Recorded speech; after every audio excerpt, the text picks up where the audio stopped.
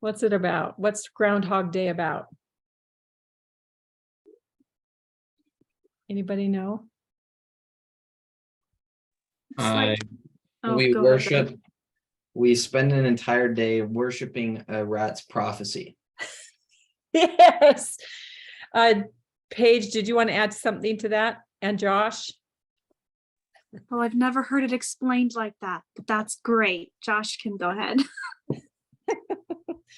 Josh, what do you think? The groundhog gets to decide if there's gonna be 6 more weeks of winter or not if he sees his shadow. Okay. Does the groundhog decide? Apparently he does get to decide. Are you sure? Does he decide?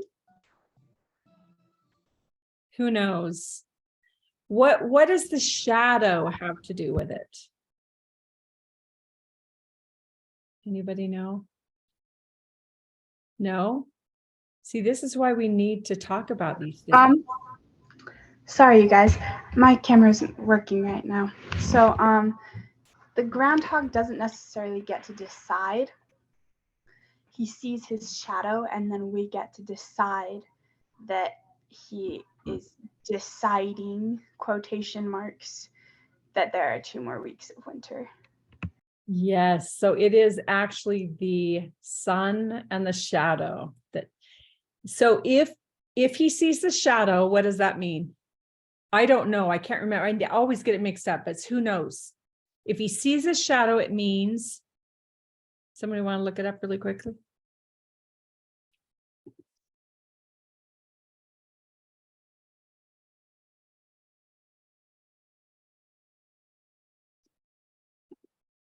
Who knows? Oh, go ahead, Josh. I didn't see you raising your hand. It means 6 more weeks of winter. Okay, so if he sees his shadow, it's 6 more weeks of winter. If he doesn't see his shadow, then winter's over. Then winter will be over in 6 weeks. Oh, and I'm different with, I like Paige, but we think differently about winter. I kind of hope winter's over. But yeah, Paige would like winter. She likes that. All right, everyone. Looks like I get to say the prayer. So let's turn on your cameras if you can, and we'll go from there. Our dear Heavenly Father, we're thankful for this day and thankful for the sunshine that we have today. And we are grateful for each one of us. I am grateful for each one of the students in this class and for who they are and their gifts that they bring to our discussions and our knowledge that we're gaining. We ask thee to please bless us to understand our dispositions and our talents better, and to be able to recognize that each one of us are unique and that it's okay to be unique. And we say this in the name of Jesus Christ. Amen. All right, you guys. Who did the test? Who is a 4-letter word? Okay, were you able to do? Okay, good. We've got some people that are frozen. Ben, were you able to take the test? I got a different one than usual. Really? So yeah, I've taken this like 5 or 6 times. And it changes? I've gotten debater every single time. Uh-huh. And then I got like logician or something. Like logician. Yeah. Okay. Josh? So I got a debater this time. You did? So I think I've taken it one other time, but I don't exactly remember what I got. But yeah, I got a debater. It was pretty cool. I've been taking it since I was 15, and I'm just still the same ENFJ, and they didn't have names for them like they do now. So mine is the protagonist. So I guess I'm the hero of the day, I guess. I don't know. I don't feel like I'm a hero, but ENFJs are usually teachers. Duh. which is really interesting. But what were some of your thoughts, Sarah and Jessica, Paige? What did you guys get? Anything? Yeah, go ahead, Sarah. I got a campaigner.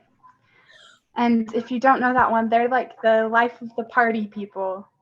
I'm not that much extroverted, but I'm still like extroverted. So that's fun.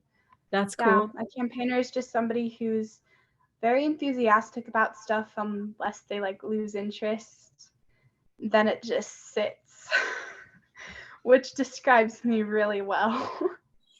That is interesting because my daughter Edie is a campaigner, and when she decides she's not interested in anything, there's nothing you can do to get her interested. Let me look at this. Unless something sparks it again. Yeah. Like I've gotten re-involved into different things. It's really just interest. Good. Awesome. Jessica, Said, who was talking? oh, that was me. Hi, McKay. Hey. I did the test and it said I'm an EF. What is that? ESFJ. ESFJ. Are you a console? Yeah. You're the provider. You are the console. So my Hannah is one of those. I like consoles. They tell me what to do, and they remind me my appointments. They remind me where I need to turn to go places. Are you kind of that way? Yeah, very much. Yeah. Isn't that interesting? When she was 3, she was telling me how to get to places when I was driving. And she would say, Mom, the light is green. You can go now. I mean, it was just like, yeah, that's cool. Okay. Jessica, what about you? So I took it this time and I got an entertainer. You what? Which I don't. Sorry. I got an entertainer this time. Okay. Last time I took it, I think I was an adventurer, and I don't really agree with the entertainer. But I mean, like, I don't know. Maybe I wasn't completely honest with myself, but that's what it gave me this time. So I don't know.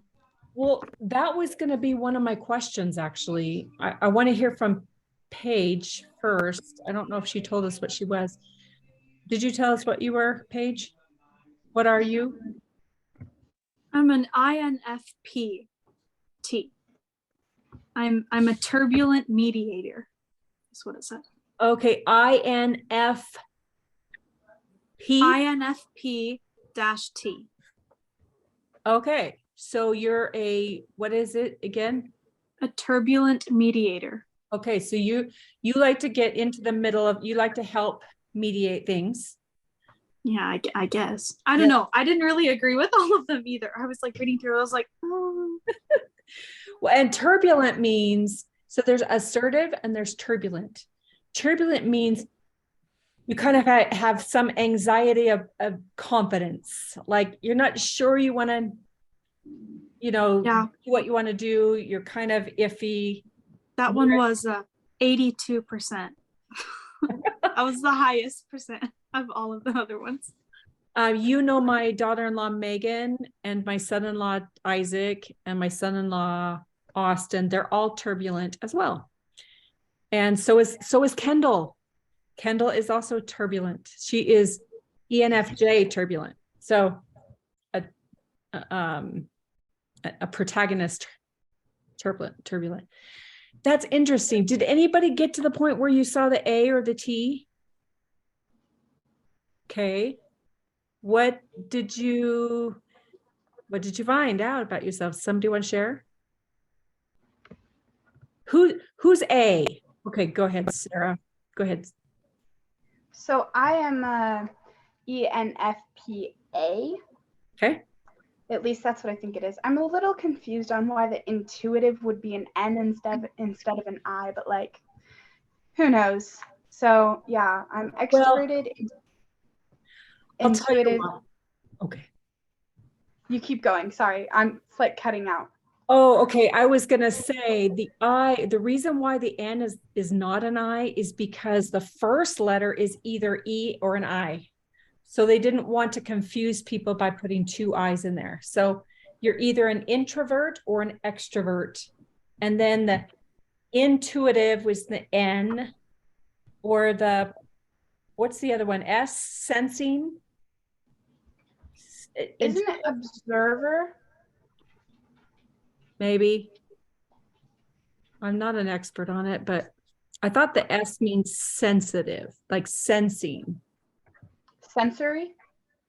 Sensory. So some people see, touch, hear, they use their senses to know what to do. Some people feel intuitive. They just have a feeling to know what to do. Does that make sense? So that's the difference between intuitive and sensory. Is that what you said? So who is sensory in here? Okay, Jessica, anybody else? So Jessica, now I was going to ask the question, but we will still get to that. How comfortable do you feel about your assessment? But do you feel like sometimes you need to see or touch or hear or taste or something to be able to make a decision? Yeah, sometimes. My percentages were really like in the middle. The highest percentage I got was a 72 and the lowest was a 51. So I am very half and half. Half and half. So I can still like be sensory, but I'm more intuitive than I am sensory. Okay. And Jessica, what about you? Do you feel like that was right with the sensory? Not really. I feel like I make a lot of decisions just based on what feels right to me. What feels I right? don't need to see things or hear things or assess other things before I make decisions. So Awesome. I don't really agree with a lot of what it's given me, but that's okay. Okay, well, I do want to talk about that. So maybe my question first, let's just start with this. Do you agree with any of the strengths that you got? Who agrees with what they, actually, let's do, I had a plan for you to write your name down. Let's see, name, and then I was going to have the letter, or the acronym right here. And then what do you call that? The title. So on the class discussion running doc, will you put your name down and then, whoa, not like that. Put your name down, then the acronym, and then the title. Okay. I wonder if we need another one here.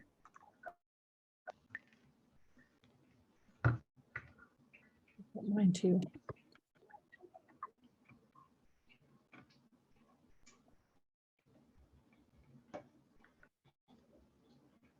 And if you want to put your other, yeah, your other letter at the dash, after the dash, that would be great too.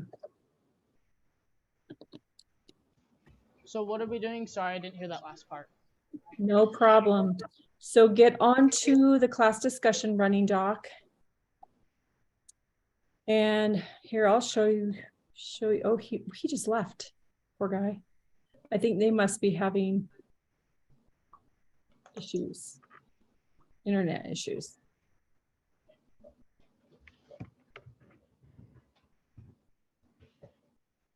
Okay, this is awesome.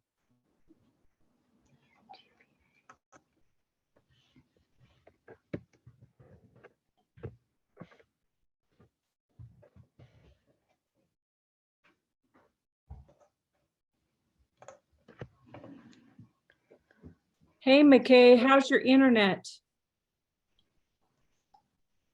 It should be okay. Okay, So we miss you. All right, so get on to this is what we're doing. I'll let you see here. We're just getting on and filling out this table. So we've got Sarah, Jessica, Paige, Joss, and okay, you're here. Joss, did you hear that? Came out wrong. So, Do you want me to put my name there and then the other stuff? yep. So is there somebody that hasn't put their stuff up yet? Yeah, Ben. I'm having troubles finding it. Oh, let me just give you the link. Can I just send the link through chat? You I'll probably just go help him. Well, just here's, have like 7 billion docs open. So oh yeah. I just sent a link in the chat if you want to just go there. that worked. Okay, perfect. Go ahead. I have been trying to get since I'm a debater, I take my, so on the class running discussion notes, I'm trying to figure out how I'm supposed to put down, like, oh, am I Jake, Sarah, what are you doing? Am I an assertive debater? Because I don't know how to figure that out. Okay, see the A right there that I highlighted? Oh, That means okay, I see that means that. assertive. Uh-huh. Okay. Yep.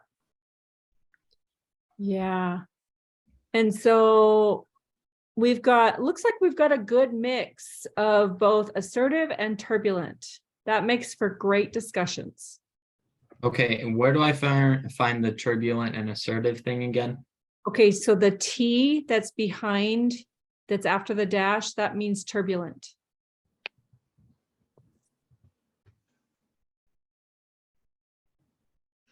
Thanks, McKay. I like those capitals. You're welcome.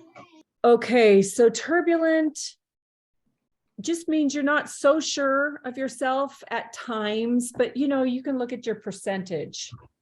Mine is about 98% assertive. I have no problem standing up to anybody, usually, which is not so much a good thing, I think. And sometimes I'm a little bit too assertive. Sometimes I get into people's faces too much. It would be really nice if I was a little more balanced. Turbulent doesn't mean anything bad at all. It doesn't mean like you're this big storm.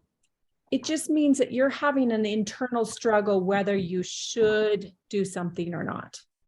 Does that sound like it might be you? I'm 51% assertive. You're 51%? That's How do you find I'm what like percent you are? right on the verge. Yeah, that's right in the middle. What did you say, McKay? How do you find what percent you are?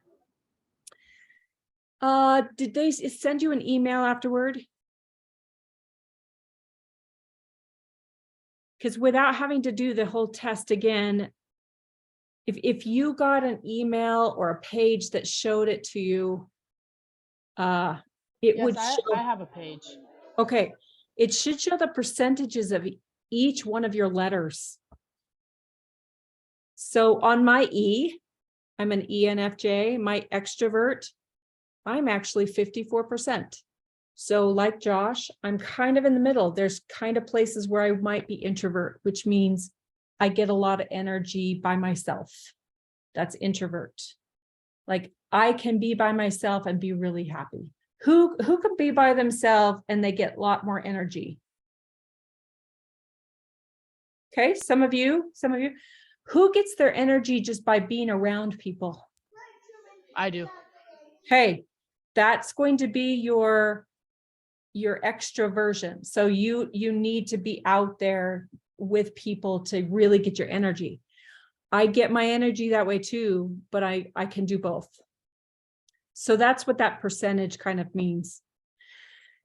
Now, Is there anybody here who got the exact same thing? I don't think there is. I got the same as you, right? McKay, ESFJ? Dash No. No, you are ES as in snake. And I'm EN as in Nancy.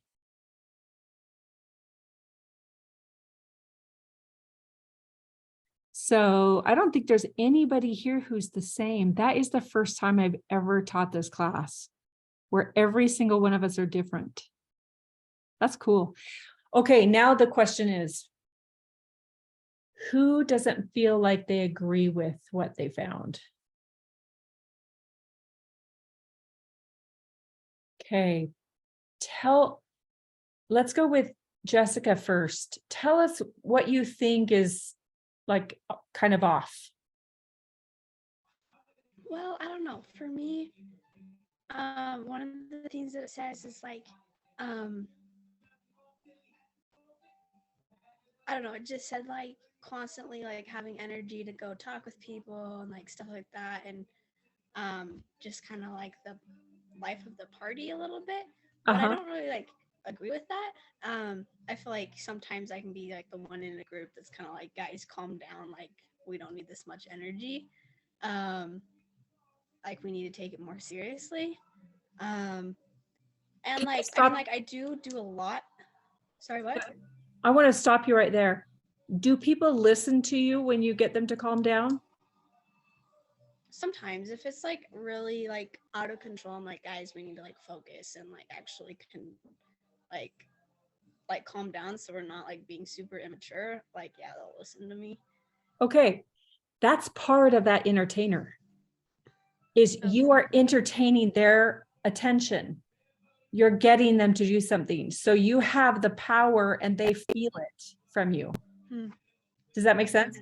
So whether it's, yeah, that makes sense. so sometimes we think entertainer is like this actress or ballerina or whatever that's up there on stage that's doing all this, but it really could just mean that you command attention or that people listen to you. Right. Yeah, that makes sense. I think that was like the biggest thing that I didn't really agree with. Okay. But I don't know, that makes more sense to me. Okay, that's good. Well, it's good to look at those things because if you notice that people are listening to you, then you can say, oh, I am someone that they want to look at, or not look at, but you know what I mean, listen to. Okay, let's talk about who else had their hand up. I think Paige and Josh. You did not agree with something. What did you not agree with? Go ahead, Josh. Okay, so I like kind of didn't agree with some of the strengths and weaknesses that it said I had. So let me just pull it up real fast. Okay. Right here, it says, oh my gosh, where did it go? Okay, in my strengths and weaknesses, I go to my weaknesses and it says I'm very intolerant. Like I don't exactly tolerate people, but I do tolerate people to an extent. Like I don't fully agree that I just don't tolerate people fully. Okay. That's just not me. Yeah. I like that you noticed that. Sometimes we think these things are an exact science, but they're not. And so your weakness, or this weakness, is not necessarily yours. And that's a good thing, because part of this is learning how to see our weaknesses and move away from them. And looks like you've either moved away from that in your life, or you weren't there as much as what they're saying. And that's a good thing. To be tolerant is good. Paige, what were you uncomfortable with? Well, Sarah has her hand up. She's had it up for a while. Sorry. Well, I knew that you were one of those. Sarah. So I just have a comment, and I feel like we talked about this last night, Josh, when we all took the test. The words that the title words that they use to describe the strengths and weaknesses don't exactly match. It's more of like the description underneath. And it's not necessarily that you're intolerant, but like you might be intolerant of certain things. Like you're a debater, so you might be intolerant of different ideas to an extent. You don't really know unless you've read like the underlying thing. So good point. That's talking about that principle of going deeper and trying to understand rather than believing that title. Good job. Paige, what were you uncomfortable with? Mine says that I yearn for harmony and acceptance, which I don't think is very true. I mean, like, I'm not like, oh, everybody has to get along and everybody has to do that. Like, I really think that Kendall was more like that. She's a pleaser. Definitely not. She definitely is, but that is under the description of desperate to please. Yes. So that's on here. Which I do a little bit, but not as much as she does. It also says emotionally vulnerable, and that they can be at the risk of absorbing other person's negative moods or attitudes. But it's like, I don't think I do that, because I can be around other people that are in moods and not adopt it. Yeah. I don't know. There's just several And you things I can was like, yeah, and you can take care of yourself. Without saying any details, I'm going to say Paige has shared an experience she had this week with me, that she was able to take care of herself. And it wasn't necessarily mediating between one another. It was just like, who read Telling Yourself the Truth? Before I get to that next comment, did you all read Telling Yourself the Truth? She went straight to the truth.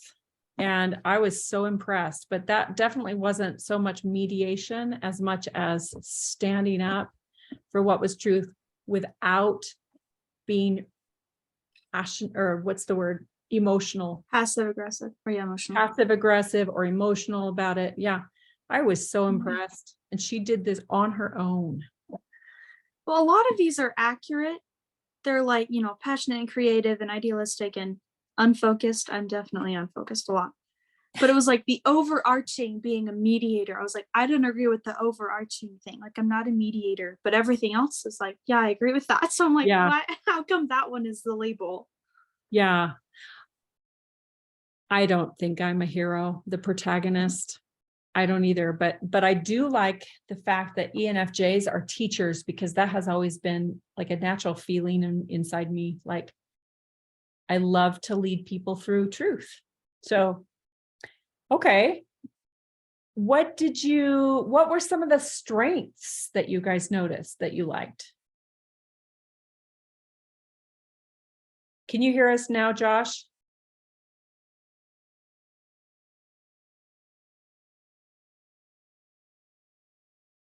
Obviously not. I can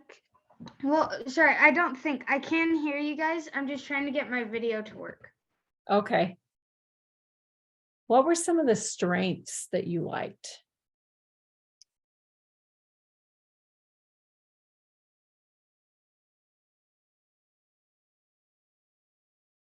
McKay.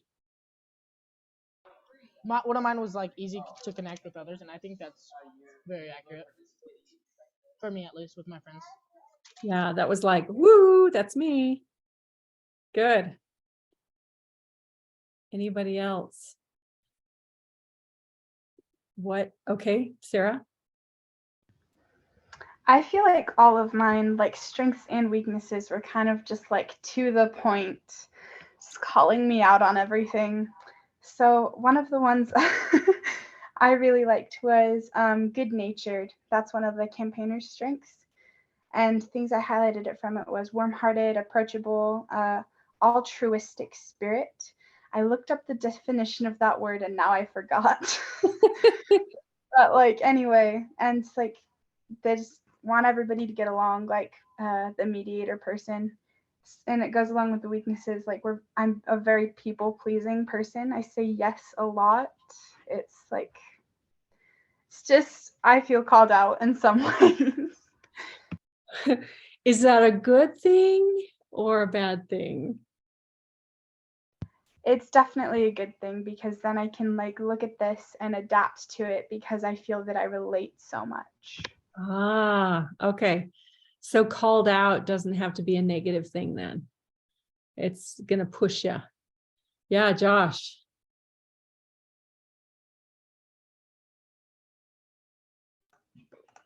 Okay, so one of the strengths that I have was it said that I was an excellent it said I was an excellent brainstormer, and I was just on that one, so I just decided to say it. But once I scrolled down, I realized that it said energetic, and I am very, very, very, very, very energetic. So I feel like that one applies a lot to me. So I was really happy about that. It's better to be an excellent brainstormer than it is to be an excellent stormtrooper. Did you notice the stormtroopers always get shot down?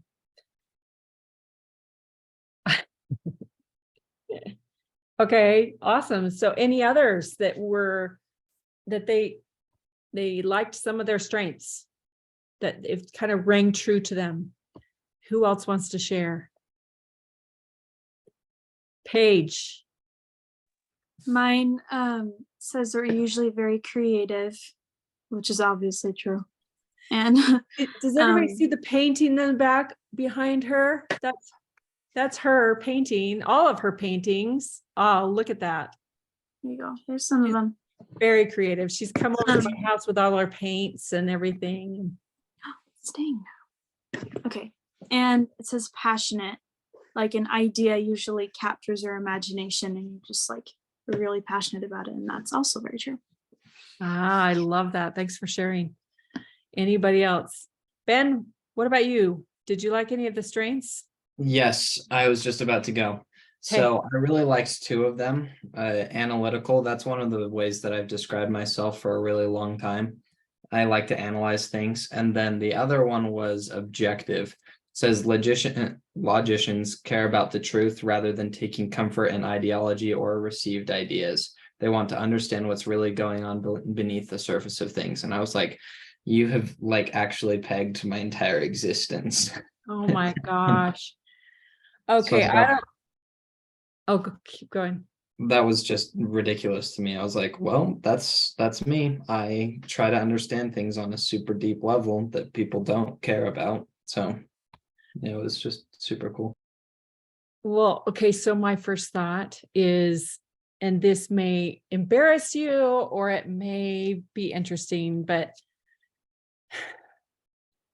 wives like to talk. So when you get married, for the most part, wives like to be analytic and look at things and see why a child does something. What do I need to do better to make this happen?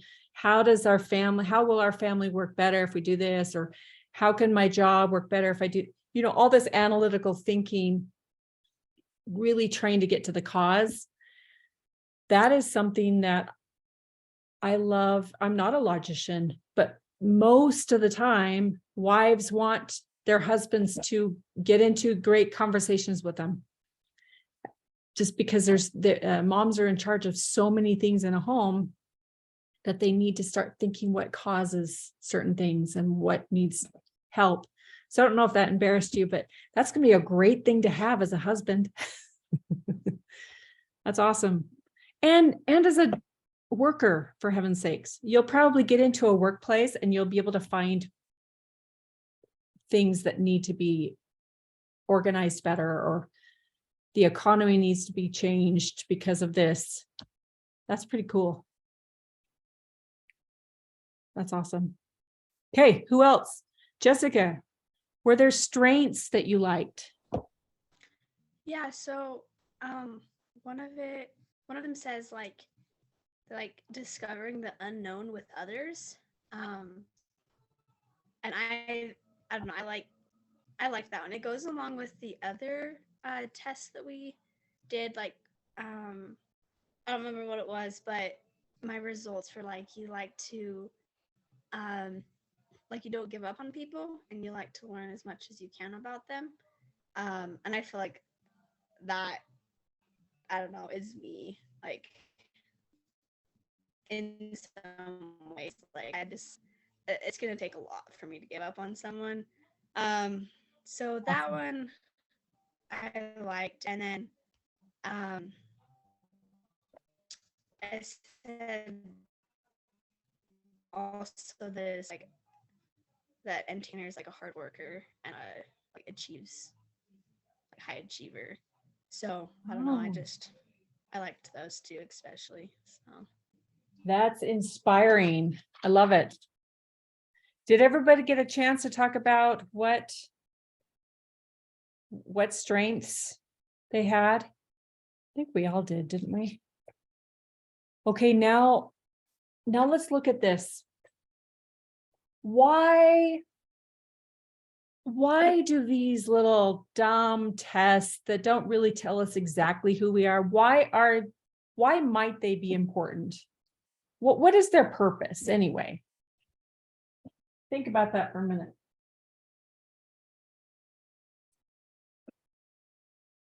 Why might they be important?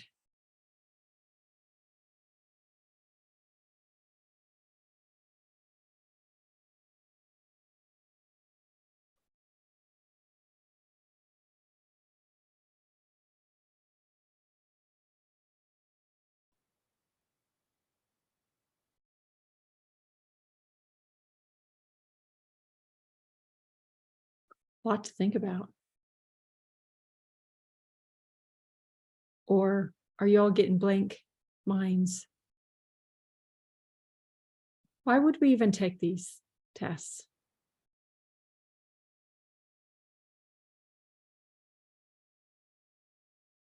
Sarah, why?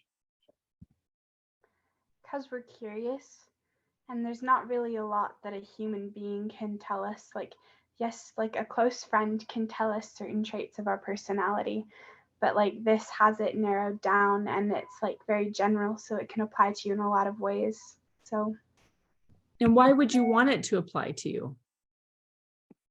Like, why do we need this? Or do we don't. Yeah, okay, we don't need it. Okay. Does anybody agree or disagree with Sarah?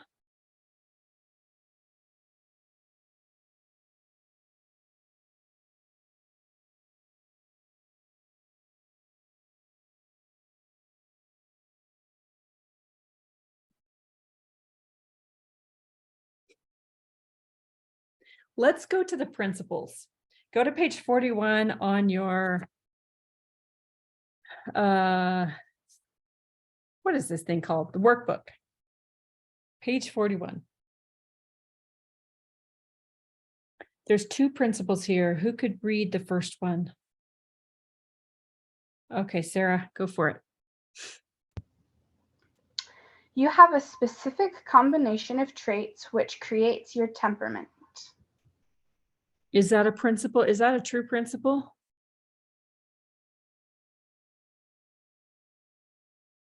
How is that a true principle? Josh, we're glad to have you back. McKay, are you able to turn your camera on, or are you? I'm at a like little restaurant right now, so. Oh, okay, that makes my sense. family. Okay, so how is that true? You have a specific combination of traits which creates your temperament. What does that mean? Or imply? Well, all of us have different personalities, as you said, that's why each of us are all completely different. Yeah. This is why siblings struggle. This is why parents want to change their kids because they want their kids to be just like them. Have you ever felt that before? My mom wanted a little girl that loved dollies, that loved to wear pretty dresses. And she had one girl, and it was me, and then she had 6 boys. But instead, I didn't like dresses. I didn't like to curl my hair. I didn't wear makeup. My mom finally had to give me makeup when I was a teenager and said, could you just try to do something? I like makeup now. I'm fine with that now. But I loved climbing trees. But I felt like my mom wanted her little girl and she didn't get her. Because I didn't want, I didn't have gender dysphoria, just so you know. But I had a whole bunch of fun collecting bugs and snakes and spiders and climbing trees and racing with my brothers and bonking each other on our heads and fighting cowboys and Indians. I had so much fun doing that. It was great. I wasn't what my mom wanted me to be. But since then, I have had 5 daughters and 1 son. So now the fun comes in figuring out girls, and that's been a very different thing. All my girls are not like me. In fact, I don't know if Paige sees it, but they're all very different from each other. All my daughters, like all very different. So anyway. Yeah. Any other reasons? What does this imply? You have specific combinations of traits which creates your temperament. Is there anything else to add to that?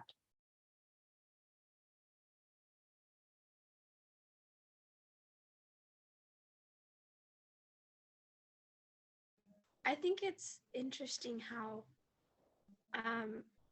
like it says, like it's a specific, because everyone has different things. Even if they have like the same results on this test, like they're still not the same person, and that's how God created us to be.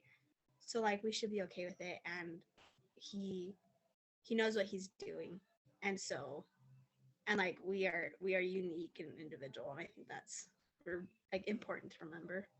Yeah, so important. Great observation, that word specific. And that even if we're all, I was going to look at this. What are you? Jessica's ESFP. Any of the ESFPs near you will be different than you. So yeah. Excellent. Okay, who can read the second principle? Okay, Josh, go for it. Understanding your temperament empowers you to better understand yourself and make more informed decisions. Is that true or false? And why?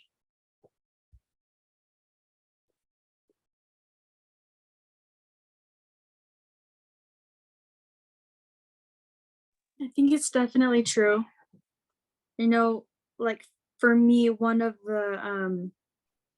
the things is that we make decisions based on like feeling. And sometimes that could be a good thing. And other times it's like, oh, probably should have thought more about that first. Ooh. So understanding that, it's like, okay, let's make a rational decision and think this over. It doesn't have to be immediate. So you can, makes a little more sense than just being full of emotion. Can I put you on the spot for a minute? Without any details, you put that to practice today or yesterday. I don't know when you wrote that. So how did understanding your temperament and understanding the other person's temperament, what did that have to do with making your decision? How did that help? Well, I just got, we'll just do a little bit of, I just got a text from somebody that I've had difficult problems with, and it just kind of made me a little angry. So that's what we're talking about. Anyway, and I first got it and I like immediately called my mom. I read it out loud for the first time with her on the phone. And we were both just kind of like, I can't believe she said these things to me and they said these things about me. And she's just so rude. Anyway. And so immediately I wanted to like lash out and tell her everything I thought was wrong with her. And gave all these other examples. I was like, okay, that would make the situation worse. And I Ooh, don't want to do that because she lives with my grandma and I love my grandma and I don't want her to not, like I don't want to not come over because I don't want to be around her. So I waited until the next day till I wasn't as annoyed or angry anymore and was able to write out a response that wasn't rude. I don't think it was like infringing on her peace or whatever. I don't know. Anyway, it was a lot better worded than it could have been if I wrote it when I first got it. you made an informed decision. And then her response to what you sent to her was pretty calm. But you had told the truth and she couldn't fight against that. So what power you had, Paige, because you waited. You understood yourself. You understood what happens when you do act with emotion and you realize I don't want to go there. You did the yogi thing, right? And you made a better informed decision. Who else has been able to do that in this year as you've been learning more about yourself and more about drama triangles and things like that? Who has made a better informed decision because of these things? Any thoughts, any experiences?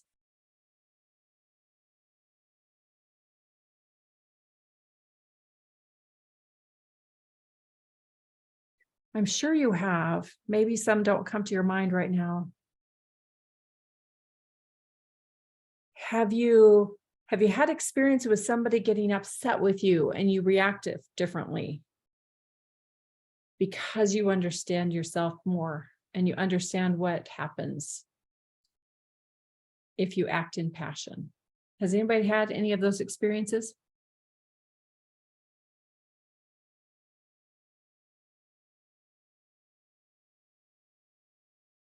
Okay.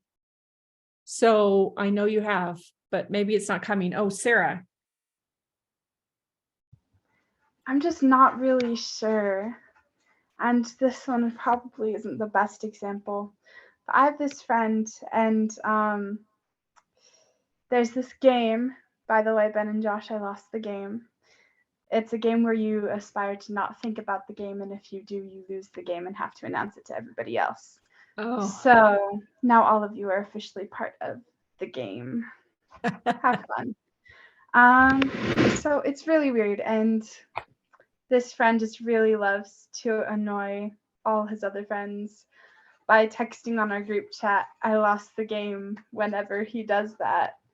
And not meaning to sound mean, and like I'm not very good at like texting yet, so I don't know texting tones and stuff like that. So I did something. I him like, dude, just next time announce it to your family with like exclamation points. And he was legitimately worried that I was mad at him, but like to me it was all in like joke. So when I saw him, I think it was like later that day or later that week, he was like, are you sure you weren't mad at me? And I felt so bad. I like explained it on text and then I had to explain it to him, just like calculating it. It was so so if you look at that principle number 2 that you read, what part of that were you practicing?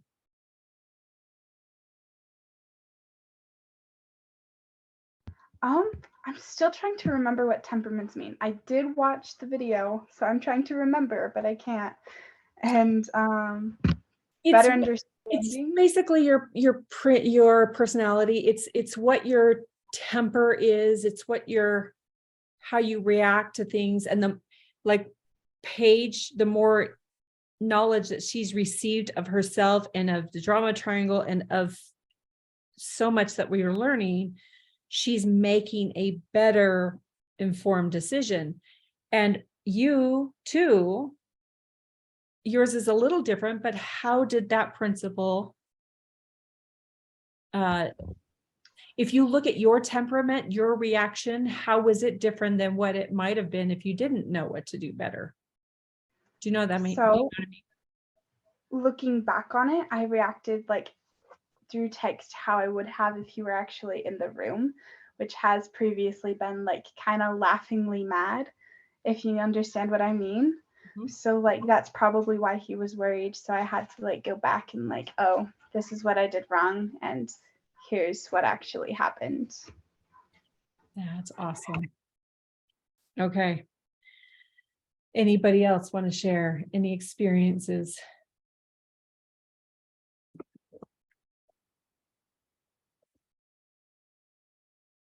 Okay, let's look at our workbook, page 41. We're still on the same page.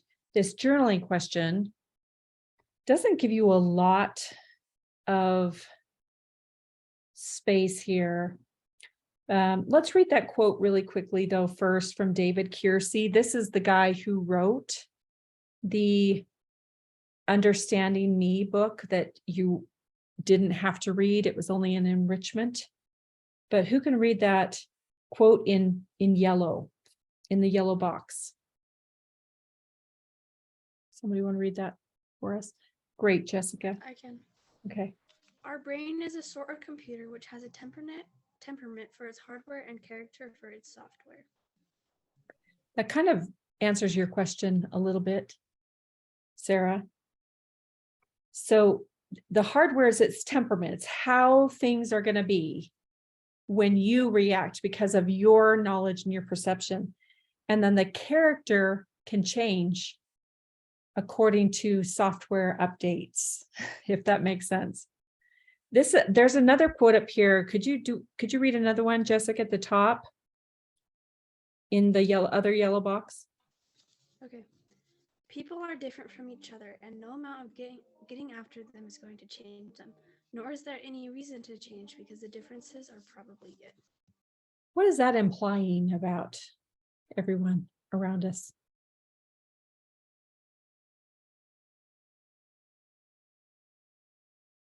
It's good that we all have differences, and there's a lot to learn from each other. But if we're the same, then we can't do that. Yeah, exactly. Okay, now the journaling question, and I was so impressed, Jessica, when you brought this up. You were comparing the previous test. So this question is, what do my results from this test compare to previous tests I've taken? And if you want a good refresher, I think we've written down what those tests are. Yep, down on December 7th. So if you scroll down in the class document, you'll be able to see where you are there. So how does this test compare to previous tests I've taken?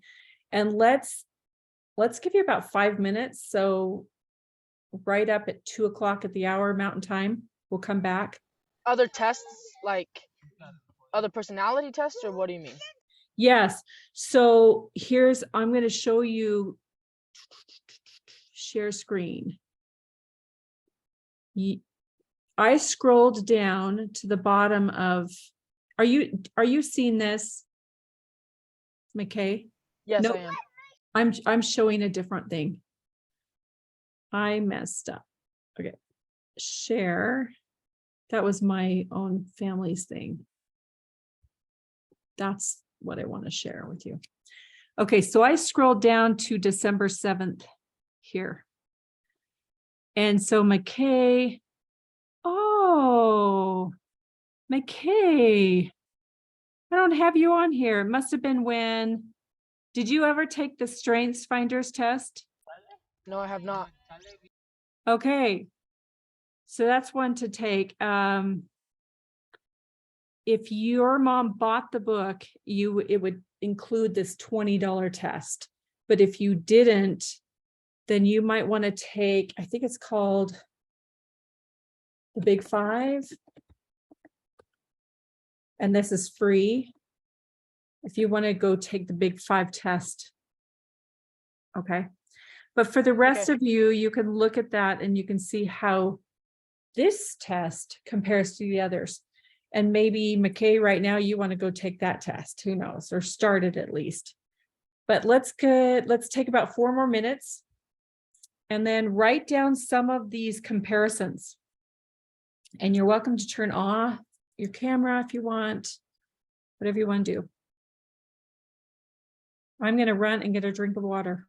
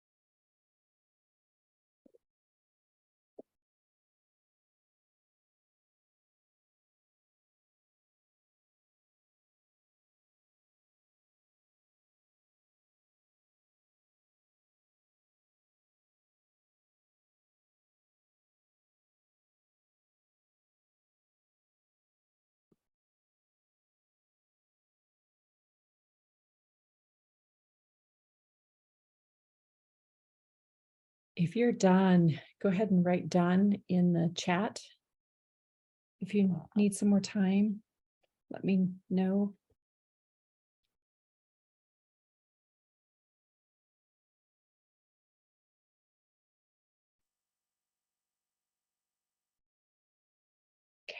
Okay, go to page 72 and start to fill that out.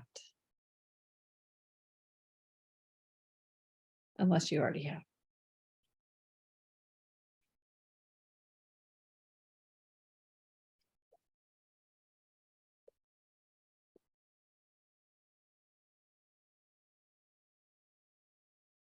Okay, Sarah.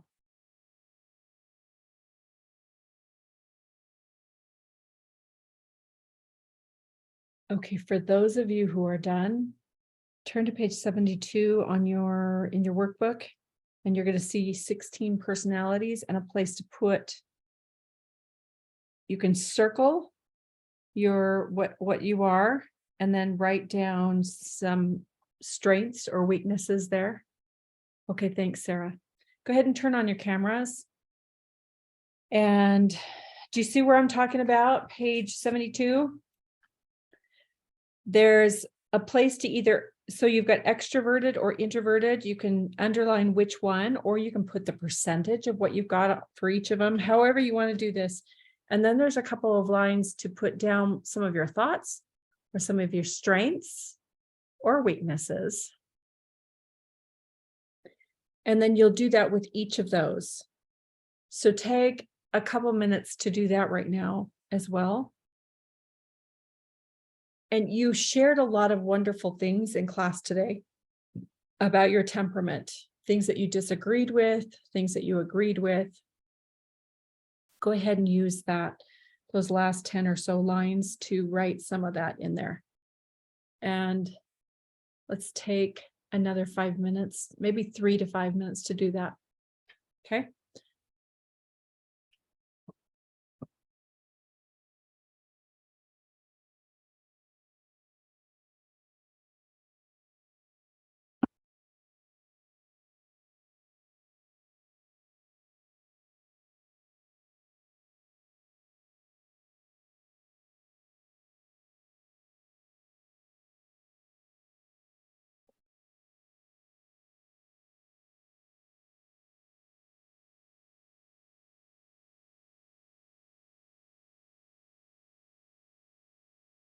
What are we supposed to write about our temperament?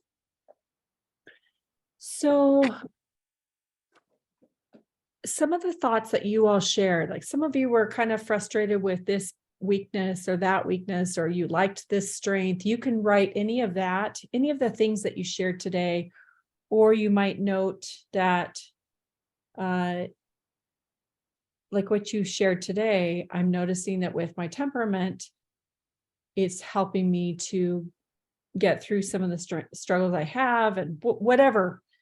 It's anything that comes to your mind, really. So there's no major, it just says, write the results in your workbook. But yeah, if you could see some weaknesses that you would like to work on, that's what we're going to do for our Live It. McKay, how are you doing on the Big 5 test? I took it. And you might not be able to get onto the class discussion page, but when you do, could you add your strengths to it? Let me find it. December 2nd, right? Or December 7th. There it is. I'll add one more. There we go. I'll just do McKay. And I'll put a little note. Whoops. I need to get rid of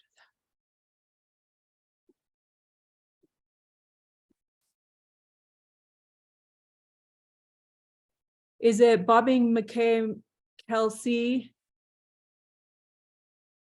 That one, right? I'm going to assign this to you. You should get an email, and that's where you'll just follow that email and you'll be able to put your strengths down. Okay. How's everybody doing with your page 72? Anybody done? Go ahead and put done down if you're finished with that.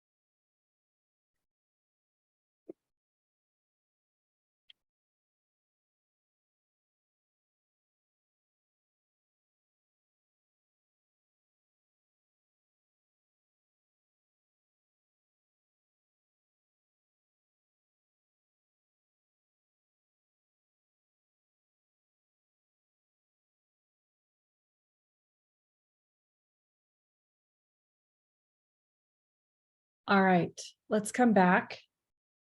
If there's more for you to write, just keep writing. But let's discover what weakness you would like to work on. And come back to page, where were we? 41? Yeah. There's not a lot of space down here in this livet right there. But somewhere in the margins, write down what aspect of your temperament do you want to work on this week?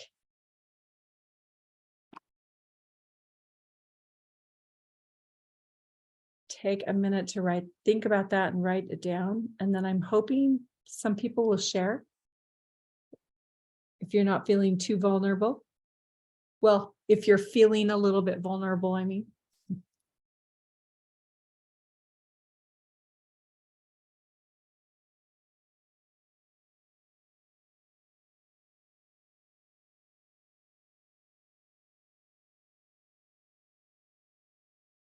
Okay, does everybody have a part of their temperament they want to work on this week? Give me a thumbs up if you do. Okay.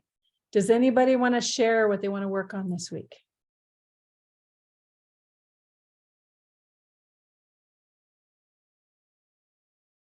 Okay, Sarah. Well, I feel like I've shared a lot. Anyway, so there are two aspects or weaknesses of a campaigner that I feel like really apply to me, and like they're the main ones I feel called out on. And it's unfocused and disorganized. Disorganized meaning like we're so enthusiastic over some things that we like disregard the simple things like cleaning our room. So yeah, disorganized and unfocused because like we're so enthusiastic over one thing, that enthusiasm dies, and then we get enthusiastic over another thing and we just drop that project, and it's all over the place. So I love that. You're campaigner, right? Oh, I see that with Edie, my daughter Edie, and she would like to work on that too. So good. I'm excited. Jessica. So one of them, it says I was a observant person, and it says like, that I most likely have a strong focus on what is happening, but I feel like I don't. I feel like my mind is always constantly just like worried about everything else, and it probably ties in a little bit to the turbulent part of me, and just kind of anxious about things that's gonna happen and stuff like that. Anyway, so I put down just like staying in the moment. If I'm working on one thing, then work on it till I'm done, and then like if I'm with a group of friends, don't be trying to schedule something else and like stuff like that. Just kind of being in the moment and staying there until I've accomplished what I need to. So I think this could like really help me like with homework and stuff if I'm just focused on what I need to get done until I'm completely done. So I love that. Fantastic. Does anybody else want to share? I will work on something. My personality type, I enjoy teaching others because things really matter to me.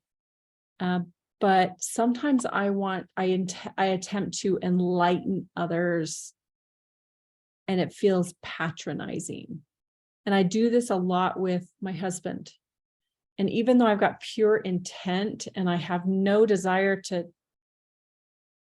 bulldoze over his thoughts, I do it. And I need to remember that he is not the same as I am, and that I'm going to work on not being condescending, but to be more attentive to who he is. So that's what I have written down. And that will mean I'll be a little more silent and listen to him more. Okay, anybody else want to share their thing that they're going to work on? Okay. We are going to end just a few minutes early, but I'm excited. Who knows what we're doing next week? To look up in what's next week coming up.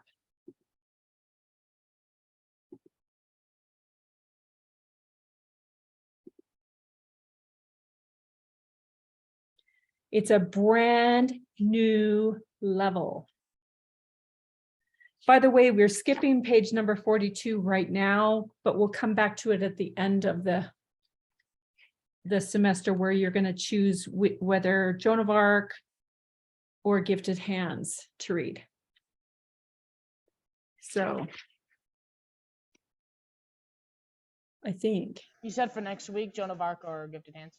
No, so I'm just saying we're skipping that because that'll be the end of the year. We're going to come back to that, but we're going to be on page 44, but we're going to be doing self-care again. And it's going to be meeting my needs by developing my mind. So we're going to be into why mental strength matters and our education.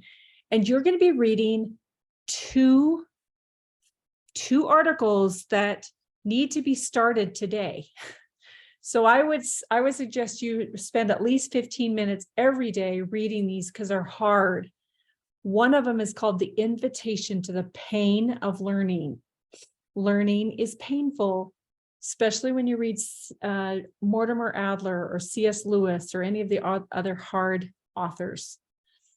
Of course, the Narnia books are not hard, but so we're going to. Is all the stuff that is like due, is it on the assignment thing? Yeah.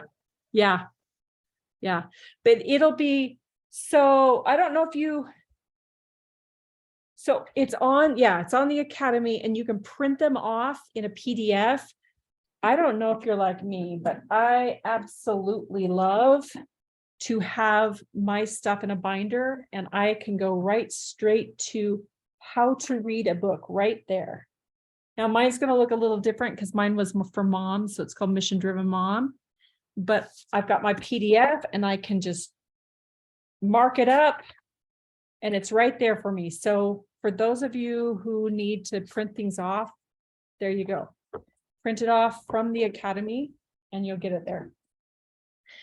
And then of course, both of them, How to Read a Book and Invitation to the Pain of Learning. And we're going to go deep into that. So mark anything that makes sense to you. Who's going to read 15 minutes at least every day? On what? On those of the PDF, sorry. Yes, of the PDFs. Okay, some of you aren't raising your hand. That's okay. It's so much better to read a little bit every day than to wait until the last minute. It's like you will kill yourself if you do that. And then think about why mental matters. Okay, any questions before we go? Okay, thank you. Love having you in class today. It was great. Thank you. See ya. Bye-bye.